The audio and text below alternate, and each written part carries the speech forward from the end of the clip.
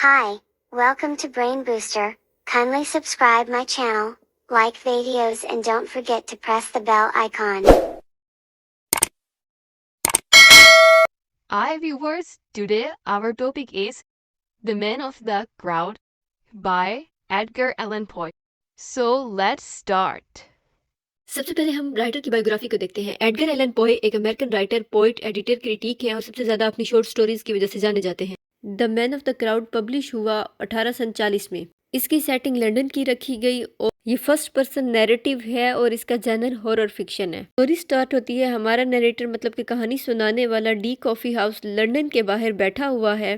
उस वक्त तकरीबन अंधेरा छाने वाला है। हमारा नरेटर क्योंकि अभी अभी एक बीमारी से रिकवर हुआ है, वो बहुत ज़्यादा अच्छे मूड में है और बैठ के न्यूज़पेपर पढ़ रहा है और आते जाते लोगों को ऑब्जर्व कर रहा है। यहाँ तक कि सड़क पे चलने वाले लोगों को भी उनकी अपीयरेंस से जज कर रहा है कि ये कैसे लोग होंगे। उसको वहाँ मुख्तलिफ किस्म के लोग मिलते हैं, मर्चेंट्स भी मिलते हैं, सोल्जर्स भी मिलते हैं, डॉक्टर्स भी मिलते हैं, गैम्बलर्स भी मिलते हैं, बेगर्स भी मिलते हैं, हर तरह के लोग। अचानक ही उसकी नज़र एक बूढ़े आदमी पे पड़ती है जिसकी उम्र तकरीबन 65 से 70 साल होगी और वो एक स्ट्रेंज एक्सप्रेशंस का आदमी। चेहरे से हर तरह के एक्सप्रेशन अयां हो जाते थे, खुशी के भी, गम के भी, जीत के भी, हार के भी। नरेटर को उस बूढ़े आदमी के बारे में तजस्सुस होने लगता है और वो उसके बारे में जानना चाहता है। वो अपना ओवरकोट उठा के पहनता है और उसके पीछे पीछे चल पड़ता है। उसके पीछे चलते हुए ये उसको ऑब्जर्व कर रहा है कि वो बूढ़ा आदमी जो है उसने पुराने फटे पुराने कपड़े पहने हुए हैं और उसकी शर्ट में कुछ सुराख बने हुए हैं। वो इतनी तवज्जो से देखता है कि उसको नजर आता है कि एक सुराख के अंदर से रोशनी आ रही है। वो सोचता है कि ये रोशनी या तो फिर किसी चाकू की होगी या फिर हीरे की होगी।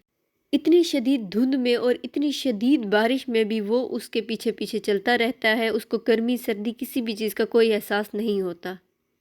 चलते चलते वो एक भीड़ वाले बाजार में पहुंच जाते हैं। वहां पे वो नोट करता है कि बूढ़ा आदमी एक शॉप से दूसरी शॉप की तरफ जा रहा है। उसे लगता है वो कुछ खरीदेगा मगर वो कुछ भी नहीं खरीदता। इतनी देर चलते हैं यहाँ तक के बाजार खाली हो जाता है। वहां से लोग जा चुके होते हैं। तकरीबन रात के 11 बज चुके हैं और वो अभी तक उसी हालत में चल रहे हैं। चलते चलते अगेन उसी डी कॉफी हाउस पे वापस आ जाते हैं। दिन गुजर चुका है और दूसरे दिन की भी शाम हो चुकी है और वो उसी तरह से चल रहे हैं मगर अब हमारा नरेटर थक चुका है। वो फैसला कर लेता है कि अब वो उस बूढ़े आदमी के सामने आएगा। वो उसके सामने आता है मगर बूढ़ा आदमी उसके बारे में कुछ भी नोटिस नहीं करता। नरेटर उसके पीछा करना छोड़ देता है और वो उसको एक टाइटल देता है और वो टाइटल है the man of the crowd, यानी ऐसा आदमी भीड़ में है मगर भीड़ में सबसे मुख्तलिफ है। और फिर वो एक फ्रेंच लाइन बोलता है जिसका मतलब होता है doesn't permit itself to be read, यानी कुछ चीजें ऐसी कॉम्प्लिकेटेड होती हैं जो इस चीज की इजाजत ही नहीं देती कि उनको पढ़ा जाए या उनको समझा जाए, क्योंकि उनका सीक्रेट हमेशा सीक्रेट ही रहेगा। अब आ जाते हैं मैन ऑफ द क्राउड के थीम्स पर। इसका सबसे पहला थीम है लोनलीनेस। हमारा नरेटर बिल्कुल अकेला है और हो सकता है वो उस बूढ़े आदमी में अपना कोई साथी ढूंढ रहा हो। इसका सेकंड थीम है ऑब्जर्वेशन। हमारे नरेटर की ऑब्जर्वेशन इतनी अच्छी है कि वो कॉफी हाउस के बाहर बैठा हुआ न्यूज़पेपर पढ़ते हुए लोगों को ऑब्जर्व कर रहा है कि कौन किस फील्ड से ताल्लुक रखता होगा। इसका एक और इम्पोर्टेंट थीम है जजमेंट। हमारा नरेटर बाहर बैठा हुआ लोगों को अपीयरेंस से जज कर रहा है कि कौन किस फील्ड से ताल्लुक रखता होगा और जजमेंट गलत भी हो सकती है। वो बूढ़े आदमी के बारे में जज करता है कि हो सकता है ये कोई क्रिमिनल किसी एजेंसी का बंदा हो। नेक्स्ट थीम है इंडिविजुअलिटी। लोगों की भीड़ में उस बूढ़े आदमी ने नरेटर की तवज्जो को अपनी तरफ मरकूज कर लिया। इट मीन्स कि वो सबसे मुनफरिद था। इसका एक और मोस्ट इंपोर्टेंट थीम है अब्सर्डिज्म। अब्सर्डिज्म का मतलब होता है नथिंगनेस, कुछ भी ना होना, की बेमानी होना। आप इस स्टोरी में देख सकते हैं नरेटर जो है एक बूढ़े आदमी को फॉलो कर रहा है और खामखा फॉलो कर रहा है। उसको कोई भी वजह नहीं है, उसके पास कोई भी रीजन नहीं है। वो बूढ़ा आदमी भी कंटिन्यूस चलता जा रहा है, चलता जा रहा है, नहीं रुक रहा।